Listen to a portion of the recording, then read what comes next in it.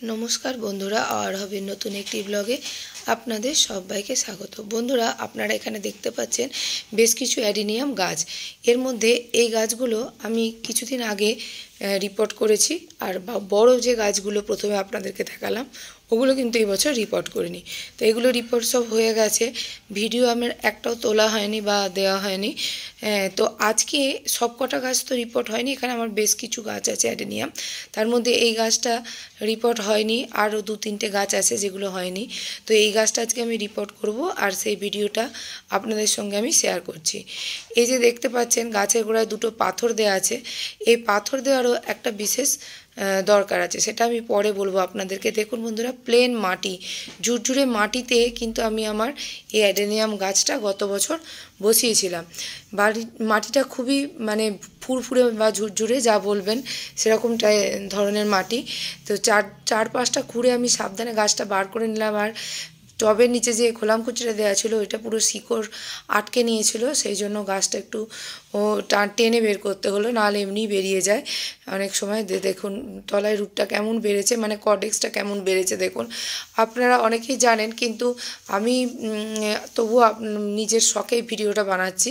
তো যেটুকু আমি জানি আপনাদের সঙ্গে শেয়ার করছি। আপনারা এখন দেখতে পাচ্ছেন যে সরু সরু শিকড়গুলো আমি ব্লেডে করে কেটে ফেলছি। এর কারণ অ্যাডেনিয়াম গাছ যখন রিপোর্টিং করা হয় তখন প্রত্যেকবারই কিছুটা করে কর্ডেক্সটা বাইরে মাটির বের করে রিপোর্ট করতে হয়।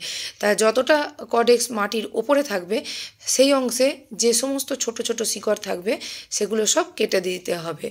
এই যে এতটা আমি মাটির তলায় রাখবো, আর বাকি কর্ডেক্সটা আমি মাটির ওপরে রাখবো। আর 5টা সাধারণ গাছ যেভাবে আমি বসাই, অ্যাডেনিয়াম গাছ আমি সেভাবেই বসাই, এবং এভাবেই কিন্তু আমার বাড়িতে বেশ কিছু অ্যাডেনিয়াম গাছ রয়েছে বেশ কয়েক বছর ধরে। অনেকে নানা রকম মিডিয়া ব্যবহার করেন, আপনারা কে কী মিডিয়া ব্যবহার করেন যদি সম্ভব হয় অবশ্যই কমেন্ট বক্সে লিখে দেবেন।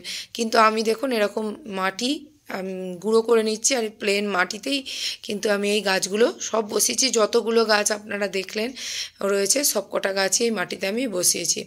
তো এক হাতে করে ভিডিওটা বানাচ্ছি, তাই একটু অসুবিধা হচ্ছে।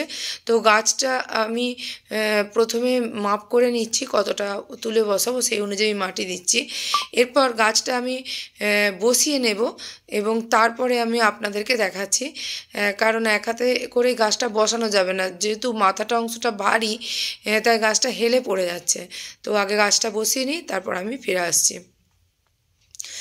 তো দেখুন বন্ধুরা, এখন আমার গাছটা বসানো হয়ে গেছে, আমি 2 হাতে করে বসিয়ে নিয়েছি। আর দেখুন যে সাদা অংশটা দেখতে পাচ্ছেন এটা মাটির নিচে ছিল, এখান পর্যন্ত মাটির নিচে ছিল, কিন্তু এখন আমি এই অংশটা মাটির ওপরে বার করে দিলাম, আর ওই জন্য আমি এখানে যত ছোট ছোট শিকড় ছিল সব আমি কেটে দিয়েছি।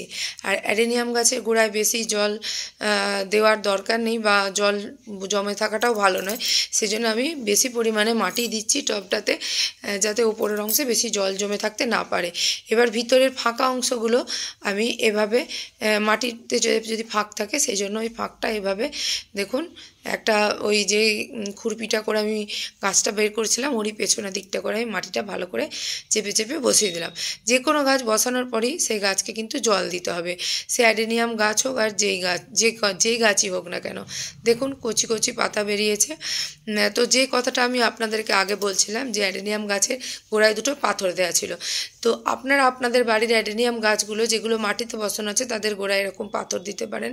পাথর দেওয়ার ফলে দুপুরে এই পাথরটা খুব উত্তপ্ত হবে, আর রাত্রে এই পাথরটা তুলনামূলক বেশি শীতল হয়ে যাবে। যেহেতু অ্যাডেনিয়াম গাছ গরমের দেশের গাছ, তাই এটা করা দরকার।